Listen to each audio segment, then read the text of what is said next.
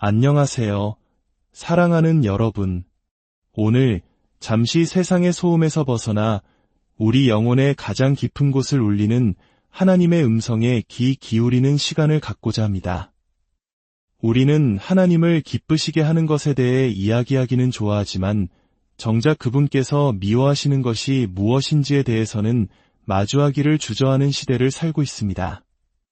우리의 귀를 즐겁게 하고 불편한 진실은 외면하며 우리의 죄 안에서 안주하게 만드는 메시지가 넘쳐납니다.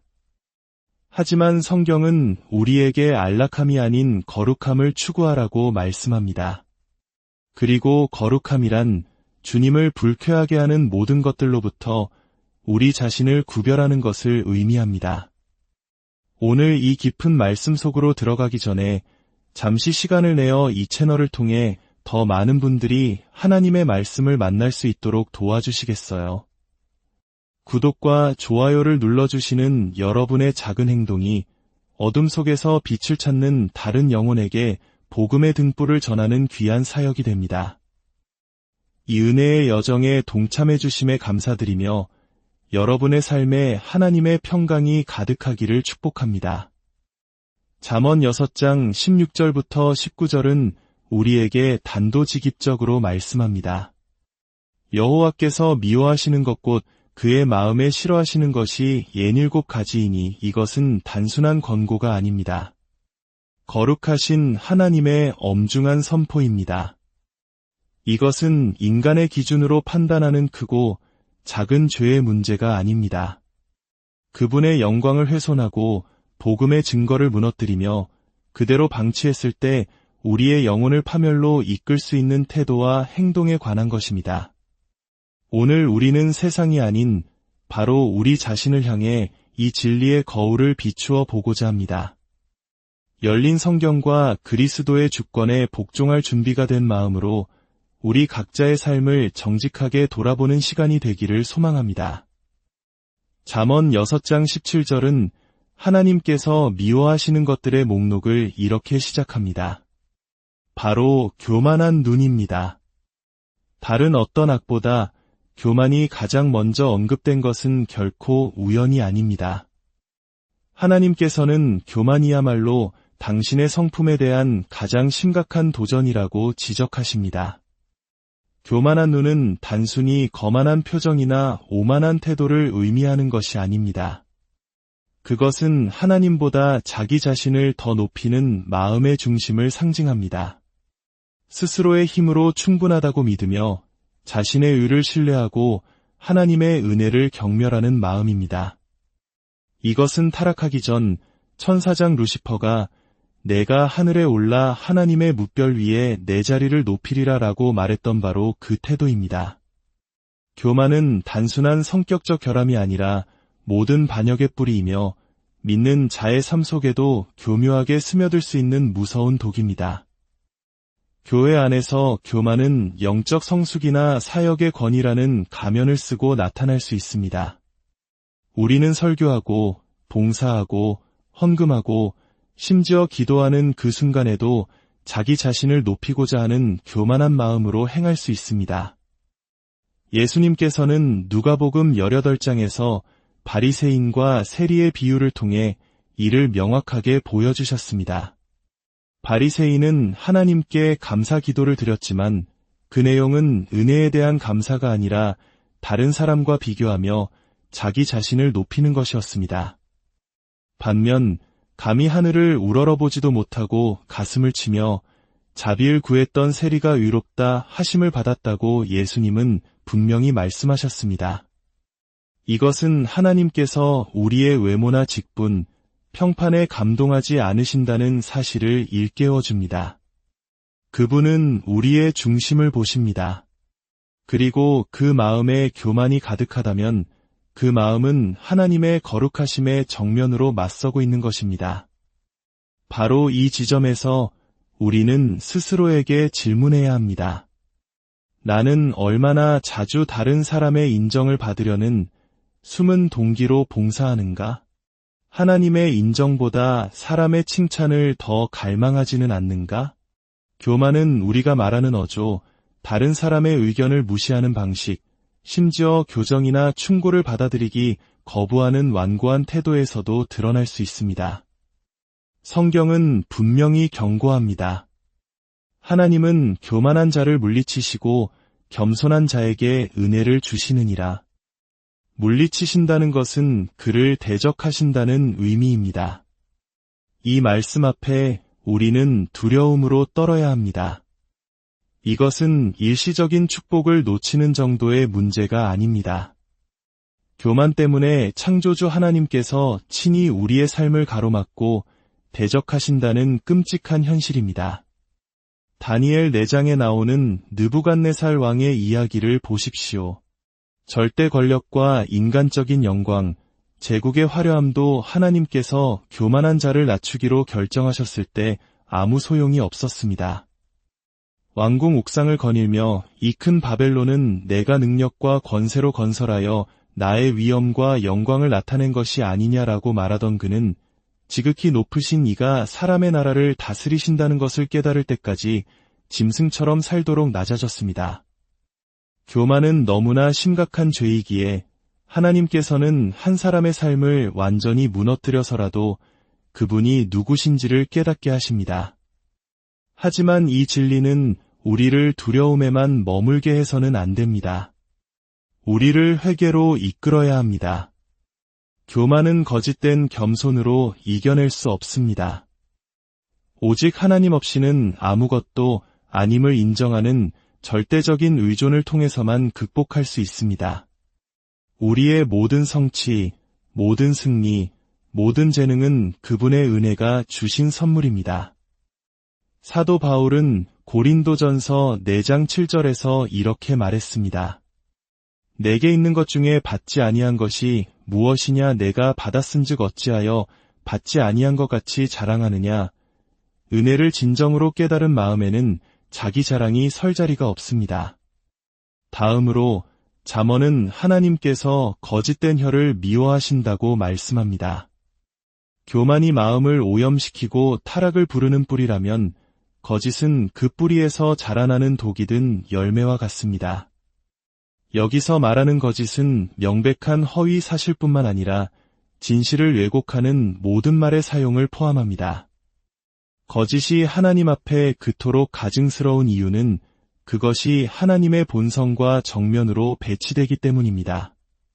하나님은 진리 그 자체이시며 거짓말을 하실 수 없는 분입니다. 그러므로 사람이 아무리 사소하게 여기는 거짓말이라도 그것을 하는 순간 그는 거짓의 아비인 사탄의 성품에 자신을 동조시키는 것입니다. 그리스도인의 삶에서 거짓은 노골적인 형태로만 나타나지 않습니다. 때로는 교묘한 모습으로 찾아옵니다. 절반의 진실, 계산된 침묵, 현실을 부풀리는 과장, 혹은 누군가를 보호한다는 명목 아래 행해지는 기만. 이 모든 것은 여전히 거짓이며 성경은 하나님께서 그것을 혐오하신다고 분명히 말합니다. 이 죄의 심각성은 사도행전 5장에 나오는 아나니아와 삽비라의 사건에서 극명하게 드러납니다. 그들은 재산을 판값의 일부를 감추고 전부인 것처럼 속여 사도들 앞에 내놓았습니다. 문제는 그들이 가진 것 전부를 바쳐야 할 의무가 있었기 때문이 아닙니다. 그들은 실제보다 더 큰 관대함을 가진 것처럼 보이기 위해 의도적으로 거짓말을 했습니다. 베드로는 그들에게 사람에게 거짓말한 것이 아니요 하나님께로다 라고 말했고 심판은 즉각적으로 임했습니다. 이 이야기는 신약시대의 과도한 처벌이 아니라 하나님께서 당신의 백성 가운데 있는 위선과 거짓을 얼마나 용납하지 않으시는지에 대한 영원한 경고입니다. 거짓말은 엄청난 파괴력을 가지고 있습니다. 야고보서 3장은 혀를 불의요 불의의 세계라고 묘사합니다. 단 한마디의 거짓말로 한 사람의 명예가 실추되고 교회가 분열되며 신뢰가 무너질 수 있습니다. 더욱 심각한 것은 거짓말이 다른 사람에게 해를 끼칠 뿐만 아니라 거짓말하는 사람 자신의 마음을 완고하게 만든다는 점입니다.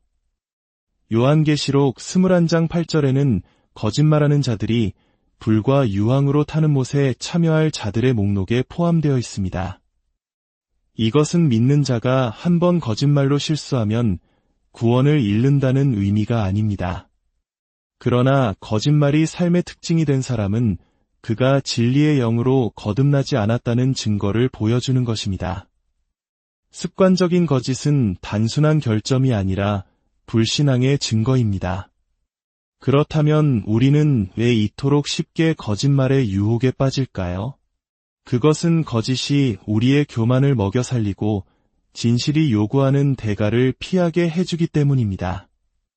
우리는 이미지를 보호하기 위해, 책임을 회피하기 위해, 상황을 유리하게 조작하기 위해 거짓말을 합니다. 이 모든 경우에 거짓은 하나님에 대한 신뢰 부족을 드러냅니다. 우리는 진실만으로는 충분하지 않다고, 진실이 우리를 지켜주지 못할 것이라고 믿고 우리 자신의 꾀에 의지합니다. 에베소서 4장 25절은 명령합니다. 그런즉 거짓을 버리고 각각 그 이웃과 더불어 참된 것을 말하라. 이는 우리가 서로 지체가 됨이라. 우리가 진실을 말해야 하는 이유는 단순히 도덕적인 차원을 넘어섭니다. 우리는 그리스도 안에서 한 몸을 이루었기 때문입니다. 믿음의 형제에게 거짓말하는 것은 우리 자신에게 거짓말하는 것과 같습니다. 그리스도의 제자에게 진실은 타협의 대상이 될 수 없습니다. 그분은 육신이 되신 진리이시며 그분을 따른다는 것은 빛 가운데 행하는 것을 의미합니다. 요한일서 1장 6대 7절은 경고합니다. 만일 우리가 하나님과 사귐이 있다 하고 어둠에 행하면 거짓말을 하고 진리를 행하지 아니함이거니와 그가 빛 가운데 계신 것 같이 우리도 빛 가운데 행하면 우리가 서로 사귐이 있고 그 아들 예수의 피가 우리를 모든 죄에서 깨끗하게 하실 것이요 거짓은 우리를 빛으로부터 멀어지게 하고 진실은 우리를 교제 안에 머물게 합니다. 이어서 성경은 무죄한 자의 피를 흘리는 손에 대해 말합니다. 많은 사람들은 이것이 물리적인 살인을 저지르는 자에게만 해당된다고 생각할 수 있습니다. 그러나 하나님의 말씀은 눈에 보이는 행위를 넘어 마음의 동기와 태도까지 꿰뚫어 보십니다. 성경적 관점에서 무죄한 피를 흘리는 것은 손에 무기를 드는 것에서 시작되는 것이 아니라 이웃을 향한 미움, 원한, 경멸로 가득 찬 마음에서 시작됩니다. 예수님께서 마태복음 5장에서 분명히 말씀하셨습니다. 옛 사람에게 말한 바 살인하지 말라. 누구든지 살인하면 심판을 받게 되리라 하였다는 것을 너희가 들었으나 나는 너희에게 이르노니 형제에게 노하는 자마다 심판을 받게 되고 주님은 폭력이라는 마지막 행위뿐만 아니라 그것을 유발하는 씨앗 자체를 정죄하십니다. 세상 법정에서는 우리가 누군가를 해치지 않았기에 깨끗할 수 있습니다. 그러나 하나님의 눈에는 우리 마음에 미움이나 원망, 복수심을 품고 있다면 이미 그 선을 넘은 것입니다. 사도 요한은 단언합니다. 그 형제를 미워하는 자마다 살인하는 자니 살인하는 자마다 영생이 그 속에 거하지 아니하는 것을 너희가 아는 바라. 습관적인 미움은 영원한 생명과 공존할 수 없습니다. 인류 최초의 살인사건을 생각해 보십시오. 가인과 아벨의 이야기입니다. 아벨의 피가 땅을 적시기 전에 하나님께서는 이미 가인의 마음속에서 타오르는 시기와 분노를 보시고 경고하셨습니다. 그러나 가인은 그 경고를 무시하고 죄가 그를 지배하도록 내버려 두었습니다. 오늘날 무죄한 피를 흘리는 것은 여러 형태로 나타납니다. 물론 물리적 폭력과 범죄를 포함합니다. 또한 하나님의 형상대로 창조된 태아의 생명을 제거하는 악태, 약자에 대한 부당한 억압, 신체적, 정신적 학대 등 무고한 사람의 존엄성을 해치는 모든 행위가 포함됩니다. 그러나 눈에 보이는 것 넘어 우리는 영적으로 피를 흘리게 하는 손에 대해서도 이야기해야 합니다. 우리의 말이 형제의 평판을 파괴할 때, 우리의 태도가 누군가의 마음을 복음에 대해 완고하게 만들 때, 우리의 잘못된 간증으로 다른 사람을 신앙에서 멀어지게 할 때 우리는 영적인 폭력을 저지르는 것입니다. 영혼의 상처는 육체의 상처만큼이나 깊을 수 있으며 하나님께서는 다른 이에게 부당한 해를 끼치는 모든 행위를 혐오하십니다. 이사야 1장 15절에서 하나님은 당신의 백성을 향해 이렇게 책망하십니다. 너희가 손을 펼 때에 내가 내 눈을 너희에게서 가리고 너희가 많이 기도할지라도 내가 듣지 아니하리니 이는 너희의 손에 피가 가득함이라. 주님은 불의로 더러워진 손으로 드리는 예배를 받지 않으십니다. 우리는 영적인 삶과 실제적인 삶을 분리할 수 없습니다. 이 모든 행위의 근원은 바로 악한 계교를 꾀하는 마음입니다. 손이 움직이기 전에 마음이 먼저 계획합니다. 이것이 하나님께서 미워하시는 또 다른 태도, 바로 악의적인 의도입니다. 복수심, 속임수, 갈등을 계획하거나 심지어 누군가의 불행을 은밀히 기뻐하는 것. 이러한 생각들은 뿌리 뽑지 않으면 파괴적인 행동으로 자라나는 악의 씨앗입니다. 예레미야 17장 9절은 우리에게 상기시킵니다. 만물보다 거짓되고 심히 부패한 것은 마음이라 누가 능히 이를 알리오마는. 우리는 다른 사람에게는 우리의 의도를 숨길 수 있을지 몰라도 하나님께는 숨길 수 없습니다. 그분은 우리의 마음을 살피시며 모든 말과 행동 뒤에 있는 동기를 아십니다. 이에 대한 유일한 올바른 반응은 시편 51편 10절의 기도입니다. 하나님이여 내 속에 정한 마음을 창조하시고 내 안에 정직한 영을 새롭게 하소서. 단순히 악한 행동을 삼가는 것만으로는 충분하지 않습니다. 우리는 하나님께서 우리의 동기와 욕망을 변화시켜 주시도록 구해야 합니다. 그리고 마음에서 계획된 악은 빨리 악으로 달려가는 발로 이어집니다. 이것은 단순히 죄를 짓는 행위가 아니라 죄를 향한 적극적인 성향과 갈망을 의미합니다. 유혹에 굴복하는 것을 넘어 유혹을 찾아 나서고 죄에 걸려 넘어지는 것이 아니라 마치 그것이 즐거운 일인 양 재빨리 달려가는 사람의 모습입니다. 성경은 죄가 우연히 일어나는 경우는 드물다고 말합니다. 발이 죄를 향해 움직이기 전에 마음은 이미 그것을 갈망했고 생각은 그것을 승인했습니다.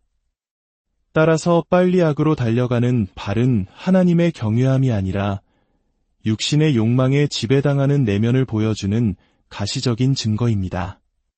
우리 삶에서 이러한 태도는 금지된 관계로 의식적으로 나아가는 발걸음, 부정직한 사업, 험담으로 끝날 것을 알면서도 시작하는 대화, 부도덕함을 조장하는 콘텐츠를 향한 클릭에서 나타날 수 있습니다. 우리가 그러한 것들을 향해 얼마나 빨리 움직이는가는 우리가 진정으로 거룩함을 사랑하는지 아니면 마음 깊은 곳에서는 여전히 죄를 사랑하는지를 드러냅니다. 성경은 우리에게 악을 향해 달려가지 말고 악으로부터 도망치라고 반복해서 경고합니다. 디모데후서 2장 22절은 말합니다. 또한 너는 청년의 정욕을 피하고 주를 깨끗한 마음으로 부르는 자들과 함께 의와 믿음과 사랑과 화평을 따르라. 우리 발의 방향이 우리 마음의 방향을 드러냅니다. 시편 119편은 대조적인 모습을 보여줍니다. 내가 내 행위를 생각하고 주의 증거들을 향하여 내 발길을 돌이켰사오며 주의 계명을 지키기에 신속히 하고 지체하지 아니하였나이다. 이전에는 죄를 향해 달려갔던 발이 이제는 순종을 향해 서두릅니다. 이것이 성령께서 거듭난 마음 속에서 일으키시는 변화입니다. 마지막으로 잠언 6장의 목록은 이전의 모든 것을 종합하고 그 심각성을 더하는 경고로 끝을 맺습니다. 바로 형제 사이를 이간하는 자입니다. 이 태도는 하나님의 눈에 단순한 성격 결함이나 의사소통의 문제가 아닙니다. 이것은 구속받은 자들을 한 몸으로 연합시키기 위해 피를 흘리신 그리스도의 사역에 대한 정면 도전입니다. 형제 사이에 불화를 심는 것은 주님께서 가장 사랑하시는 것, 즉 진리 안에서 하나 된 당신의 백성의 연합을 깨뜨리는 행위입니다. 교회의 연합은 복음에 살아있는 증거입니다. 누군가 분열을 조장할 때 그는 그 증거를 약화시키고 원수에게 공격할 무기를 주는 것입니다. 그렇기 때문에 하나님은 그것을 혐오하십니다. 특히 우리 한국 교회는 역사 속에서 너무나 많은 분열의 아픔을 겪었습니다. 이념의 대립, 교리의 차이, 혹은 사소한 감정의 골이 깊어져 공동체가 쪼개지는 상처를 우리는 잘 알고 있습니다. 이간질은 항상 공개적이고 폭발적인 방식으로 일어나지 않습니다. 종종 은밀하게 시작됩니다. 귀에 속삭이는 비판의 말 한마디, 악의적인 암시, 다른 사람의 행동에 대한 왜곡된 해석, 지도자의 진실성을 의심하게 만드는 발언, 걱정하는 척 위장한 험담. 이 작아 보이는 행동들이 공동체 전체를 불태울 수 있습니다. 성경은 분열을 일으키는 자에 대해 단호하게 대처하라고 명령합니다. 그러나 단순히 불화를 심는 자가 되지 않는 것을 넘어 우리는 적극적으로 화평을 심는 자가 되어야 합니다. 예수님께서는 화평하게 하는 자는 복이 있나니 그들이 하나님의 아들이라 일컬음을 받을 것이미요 라고 말씀하셨습니다. 사랑하는 여러분, 오늘 우리가 살펴본 교만, 거짓, 폭력, 악한 생각, 죄를 향한 신속함, 그리고 분열은 결코 따로 존재하지 않습니다. 이 모든 죄악들은 깊이 연결되어 있습니다. 교만은 거짓을 낳고 거짓은 증오와 폭력을 부르며 그 결과는 필연적으로 분열입니다. 하지만 복음은 바로 이 지점에서 가장 밝게 빛납니다. 예수 그리스도께서는 우리가 이 죄의 사슬을 끊어낼 수 없음을 아셨기에 친히 십자가에서 우리의 모든 교만과 거짓, 분열의 죄를 짊어지셨습니다. 그리고 그분의 부활을 통해 우리에게 전혀 다른 방식으로 살아갈 수 있는 능력을 주셨습니다. 그리스도인의 삶은 단순히 하나님이 미워하시는 것을 피하는 것이 아니라 그분이 사랑하시는 것을 사랑하는 삶입니다. 거룩함 가운데 행하고 진리를 말하며 정의롭게 행동하고 순결하게 생각하며 선을 향해 달려가고 연합을 심는 삶입니다. 오늘 말씀을 통해 성령께서 여러분의 마음에 조명하시는 부분이 있다면 마음을 완고하게 하지 마십시오. 그렇게 심각하지 않아 혹은 다들 그렇게 살아라고 말하지 마십시오. 우리의 기준은 세상 문화나 다른 사람의 의견이 아니라 오직 하나님의 거룩함입니다. 오늘이 바로 고백하고 돌아서고 주님께 당신의 마음을 깨끗하게 해달라고 당신의 길을 바르게 해달라고 간구할 날입니다. 주님께서 여러분을 축복하시고 지키시기를 원하며 그분의 얼굴 빛을 여러분에게 비추사 은혜 베푸시기를 원합니다. 여러분의 삶이 언제나 화평과 진리와 사랑의 도구가 되기를